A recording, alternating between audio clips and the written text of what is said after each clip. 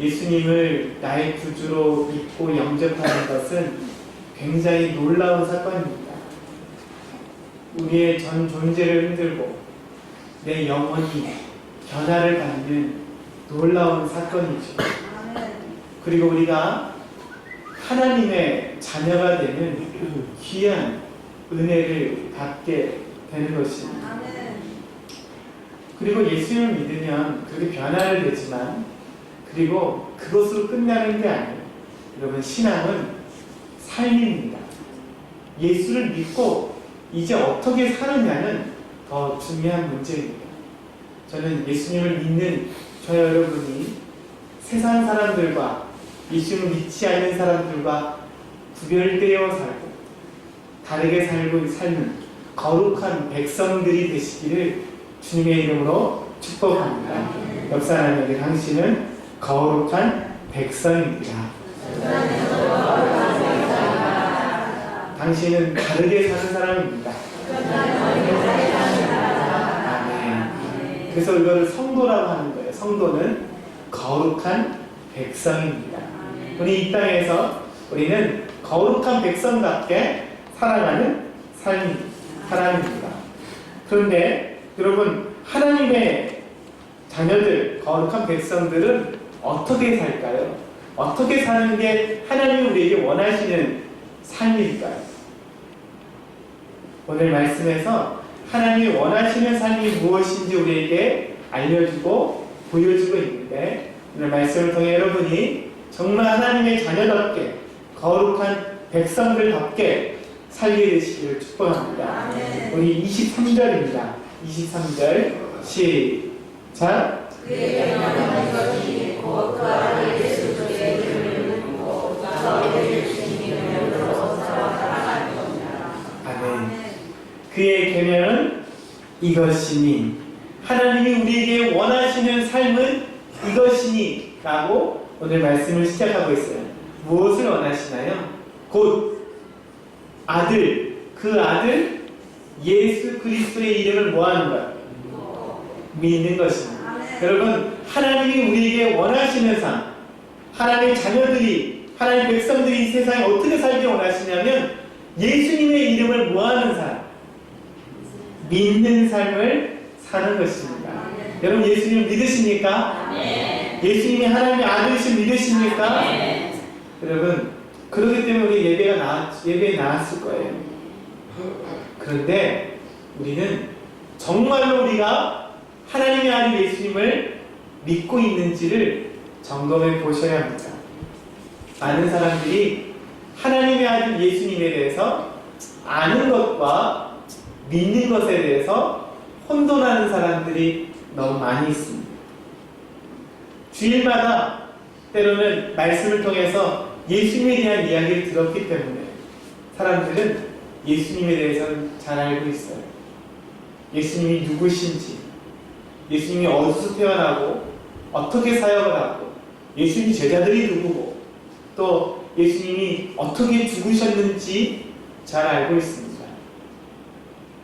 그래서 사람들이 어떻게 생각하냐면, 아는 것으로 말미암아 내가 예수님을 믿고 있다고 생각하고 있어요.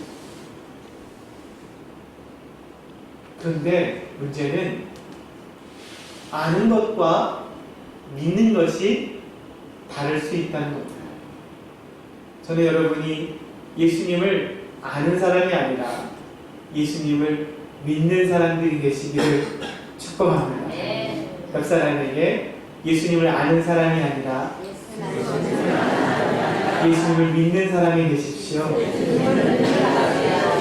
그는 언제 우리가 예수님을 아는 사람이 어떻게 정말 예수님을 아는지 예수님을 믿는지 어떻게 우리가 구별할 수 있을까요? 어떻게 우리가 알 수 있을까요? 여러분, 어떤 문제를 만나면, 어떤 상황을 만나게 되면 정말 우리가 예수님을 알고 있는지, 예수님을 믿고 있는지를 깨닫게 되는 것입니다. 여러분, 기독교 감리교 교단 아시죠? 우리 감리교회라고 말을 쓰는데, 감리교회를 시작하셨던 목사님이 영국의 요한 웨슬리라는 목사님이십니다. 요한 웨슬리 목사님은 영국을 이 복음으로 변화시켰던 목사님입니다. 영국이 지금도 기독교 국가이지만 여러 가지 지금 연약한 부분들이 많이 있어요. 근데 이것이 시작될 수 있었던 것은 이 요한 웨슬리 목사님으로 인해서 영국이 기독교 국가가 되어진 것입니다. 이 목사님이 많은 곳에 다니는 복음을 전하고 또 예수님의 이름을 전하고 또 나라를 변화시키고 또 그 지역을 변화시켰어요. 이분이 한 지역에 들어가서 복음을 전하면 그 마을에 술집이 문을 닫고 그런 일들이 일어났습니다. 엄청난 부흥의 역사에 하나님께서는 이 목사님을 사용하셨어요. 초창기에 이 목사님이 복음을 전하기 위해서 여러 곳을 다니셨는데 또 배를 타고 미국으로 건너가서 복음도 전했어요. 근데 엄청난 큰 배들, 우리 지금과 같은 큰 여객선과 같은 배를 타고 한 번은 가고 있는데 큰 풍랑을 만난 거예요. 엄청난 풍랑을 만났습니다. 배가 흔들리고 배에 있는 모든 물건들이 다 쏟아지고 배가 왼쪽으로 움직일 때마다 왼쪽으로 물건들이 다 쏟아지고 사람들이 넘어지고 이런 일이 벌어졌습니다. 너무나 큰 풍랑으로 인해서 거기 있는 모든 사람들이 어떻게 했겠어요? 두려움에 휩싸였습니다. 우리 죽겠구나.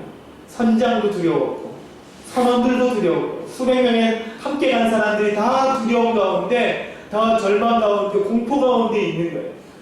웨슬리 목사님도 어떠실까요? 웨슬리 목사님도 큰 충격과 두려움 가운데 있어요. 내가 죽겠구나. 큰일 났네. 두려움, 어쩔 줄 모르고 바들바들 떨고 있는데 어느 한 곳에 가니까 어떤 사람들이 찬양을 하고 있는 거예요.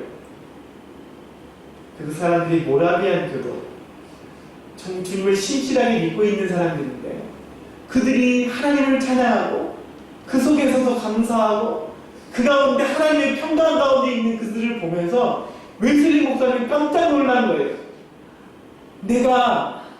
나도 예수님을 믿는 사람이고 이 사람들도 예수님 믿는 사람인데 도대체 이 사람들은 어떤 사람이지? 어떻게 이런 환경 속에서도 이렇게 찬양하고 이렇게 감사하고 평강 가운데 있을 수 있는 건가? 깜짝 놀라기 시작한 거예요. 그러면서 웨슬리 목사님이 충격을 받았어요. 내가 예수님 믿는다고 하는데 나는 예수님 믿는 사람이 아니었구나. 예수님이 풍랑 가운데서도 나를 지켜줄 수 없다는 것을 내가 지켜줄 수 있다는 걸 믿고 있지 못하는구나. 다행히 그 풍랑 가운데 그 배가 침몰하지 않고 살았습니다. 그러면서 이 목사님이 다시 한번 깨닫게 됐어요. 나는 예수님을 믿고 있지 않았구나. 난 예수님을 증거로 이곳에도 전하고 다른 나라도 다녔지만 예수 믿는 사람이 아니었어. 그러면서 그의 믿음이 다시금 새로워지고 그 믿음이 견고하게 서게 되는 그런 계기가 되었습니다. 혹시 이 이야기가 여러분의 이야기가 아닐까 싶어요. 예수님을 믿는다고 얘기하고 나 예수님을 전한다고 얘기도 하지만 어느 순간에 보니까 위험한 순간을 보고 때로는 너무 힘든 순간에 닥칠 때 내 안에 예수님이 전혀 없는 사람들, 예수 믿는 사람과 전혀 다를 바 없고 예수 안 믿는 사람처럼 두려워하고 걱정하고 근심하고 비판하고 짜증내고 그러고 있지 않는지 여러분 우리 자신을 돌아보게 되시기를 주님의 이름으로 축복합니다. 죽음 앞에 서보면 그때 우리 믿음이 드러나는 경우들도 있어요. 감당할 수 없는 문제를 만날 때, 질병 앞에 만날 때 그때 우리 믿음이 드러날 때도 있습니다. 여러분 예수님을 아는 자가 아니라 예수님을 믿는 자가 되시기 바랍니다. 예수님이 여러분의 삶의 주인이 되시고 우리의 삶을 인도하시는 하나님을 매 순간순간 확실히 믿고 담대하고 평강 가운데 나아가실 수 있는 믿음의 사람 되시기를 주님의 이름으로 축복합니다. 이 세상에는 예수님을 아는 사람은 너무나 많은 거예요. 예수를 믿는 사람은 적습니다. 저는 여러분이 예수님을 믿는 성도들이 되시기를 축복합니다. 옆 사람에게 예수님에 대해서 아는 사람이 아니라 예수님을 믿는 사람이 되십시오. 오늘 예수님이 살아계시고 당신과 함께 가시고 계십니다. 두려워하지 마십시오. 주님이 당신 붙들어 주십니다. 아멘. 그러면서 또 주님이 오늘 말씀을 통해서 우리에게 원하시는 삶이 있습니다. 23절 말씀 같이 보겠습니다. 시작.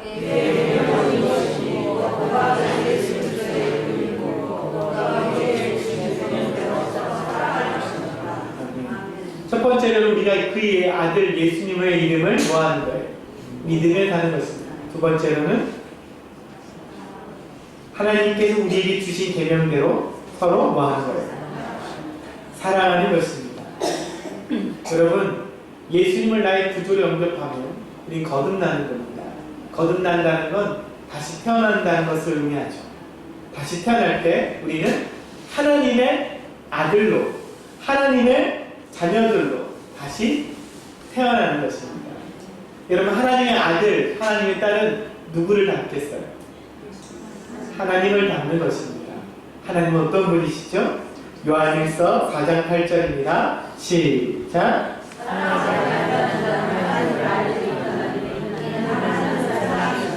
아멘. 하나님은 뭐라고요? 사랑이십니다. 하나님은 사랑이십니다. 우리가 사랑할 때 하나님을 알게 되는 것입니다. 하나님은 큰 사랑으로, 넘치는 사랑으로 우리를, 세상을 창조하셨어요. 요즘에 우리가 길을 걷다 보면 단풍을 보면서 굉장히 우리가 탄성이 저절로 나오잖아요. 어떻게 저렇게 예쁜 색깔이 나올 수 있을까? 산을 보면 어떻게 저렇게 산을 이렇게 예쁘게 만들 수 있을까? 탄성이 나와요. 하나님께서 놀라운 사랑으로 이 세상을 창조하셨습니다.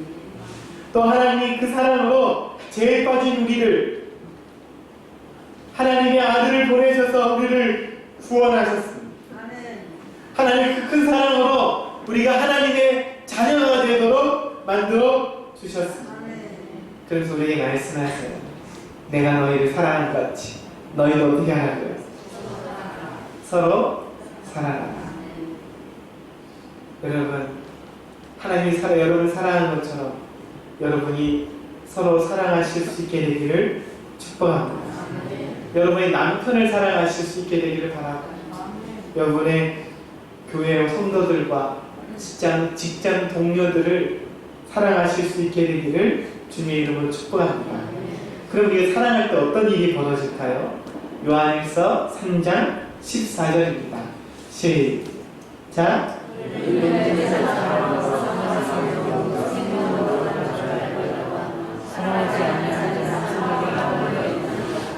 우리는 형제를 사랑함으로 어떻게 돼요? 사망에서 생명으로 옮겨진 것을 어떻게 해요? 알게 되는 겁니다. 여러분, 알게 되는 거예요. 우리 안에 사랑을 행할 때 내가 어떤 사랑을 받고 있는지 여러분이 알게 됩니다. 내가 사랑을 행할 때 내가 하나님의 자녀라는 것을 확신하게 되고 그의 기쁨과 평강이 우리 안에 들어오는 것이고 그것을 통해 내가 하나님의 생명 가운데 있다는 것을 알게 되는 것입니다. 여러분, 사랑 가운데 가십시오. 그럴 때 여러분 더 많은 생명 가운데 여러분이 거하는 게 아니라 우리가 하나님의 생명 가운데 있다는 것을, 하나님의 자녀가 되었다는 것, 나를 통해 생명이 살아나는 그 일에 내가 쓰임받고 있다는 것에 대해서 감사하게 되고 이것을 알게 되는 것입니다.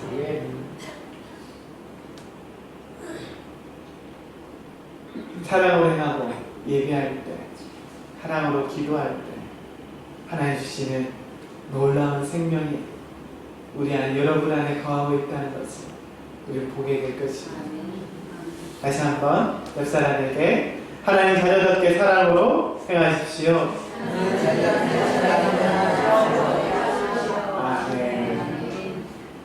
근데 문제는요, 많은 사람들이 하나님 자녀답게 사랑으로 행하는 게 아니라 정반대로 행하고 있다는 것입니다. 하나님의 자녀가 되었음에도 불구하고 사랑으로 행하기보다는 어떻게 해요? 오히려 미움으로 행하는 그것을 더 쉽게 하고 있다는 것입니다. 여러분 어때요? 여러분 사랑을 많이 하십니까? 미움을 더 많이 하십니까? 사람들이 여러분 아내와 남편이 서로 미워하고 있어요. 그들이 여러 가지 그런 실망을 주는 행동들도 하고 사건들도 있었을 건데, 그렇지만 많은 사람들이 남편이 아내를 미워하고 아내가 남편을 미워하고 있습니다. 어떤 분들은 남편이 너무 미워서 뒤통수만 봐도 밉고, 밥을 너무 많이 먹어도 밉고, 목욕을 많이 해도 밉고, TV를 보는 것도 밉고 그렇습니다. 왜요? 미운 거예요. 내 안에 사랑보다는 미움이 더 많아요. 어떤 이야기 있잖아요. 80대 된 할아버지가 아침에 일어났는데 일어나니까 아내가 자기를 막 구박하고 막 그러는 거예요. 이유가 뭐냐고 물어봤더니 눈 떴다고. 눈 떠가지고. 미운 거예요. 남편도 아내를 미워합니다. 아내의 잔소리가 밉고, 아내가 사사건건 자기 말을 인정해 주지 않는 것 같아서 미워져서 이제는 그 미움이 보는 것도 별로 싫어요. 여러분, 미움 가운데 있습니다. 어떤 사람은 부모를 미워하는 사람이 있어요. 어렸을 때 나에게 상처를 준 것을 아직도 기억하고 있으면서 계속 부모에 대한 원망과 미움 가운데 살고 있습니다.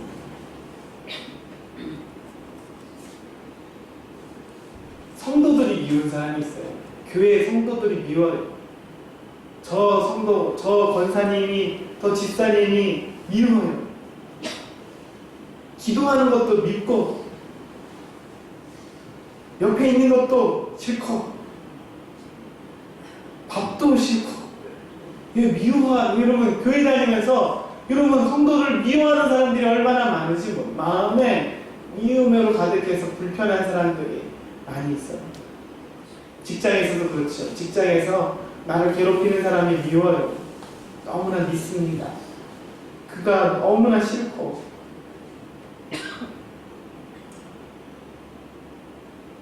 여러분 어떻게 보면 우리는 사랑으로 행하기보다는 미움으로 행하는 일이 더 많은 것 같아요. 사랑으로 행하는 것보다 미움으로 행하는 것이 더 가까운 것 같습니다. 이에 대해서 성경은 뭐라고 할까요? 요한일서 3장 15절입니다. 요한일서 3장 15절 시작.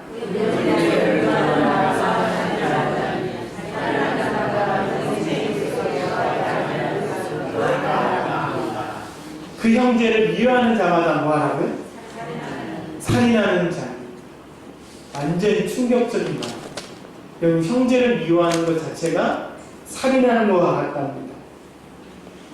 여러분, 다른 사람을 죽이는 것, 실제로 살인이 일어날 때 어디서부터 시작이 될까요? 여러분, 미움에서부터 시작이 되는 거예요. 작은 미움에서부터 그 사람이 미운 거예요. 그래서 내 마음에 저놈이 없어졌으면 좋겠다는 거예요. 없어졌으면 좋겠어요. 그 마음이 점점 커지면 실행에 옮기게 되는 거죠.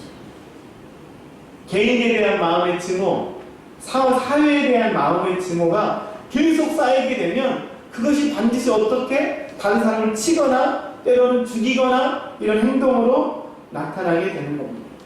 그래서 우리 안에, 여러분 안에, 우리 속에 미움이 있다는 건 뭐의 씨앗이 있는 거예요?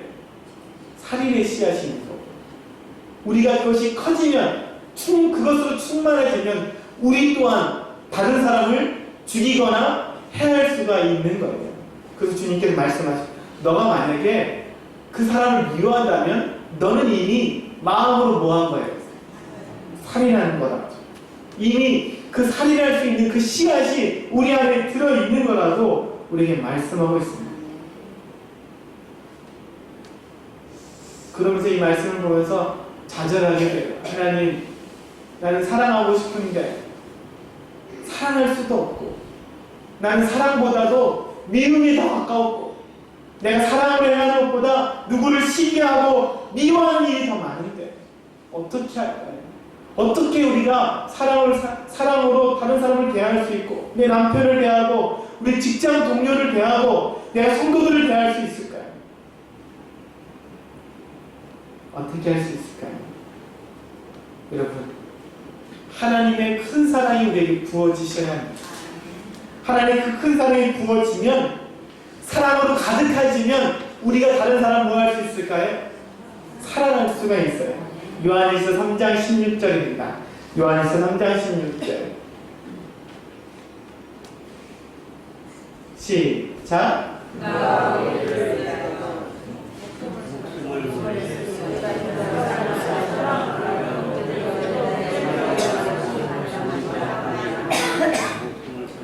그가 우리를 위하여 뭐예요? 목숨을 버려냈으니 우리가 이로써 뭘 알아요?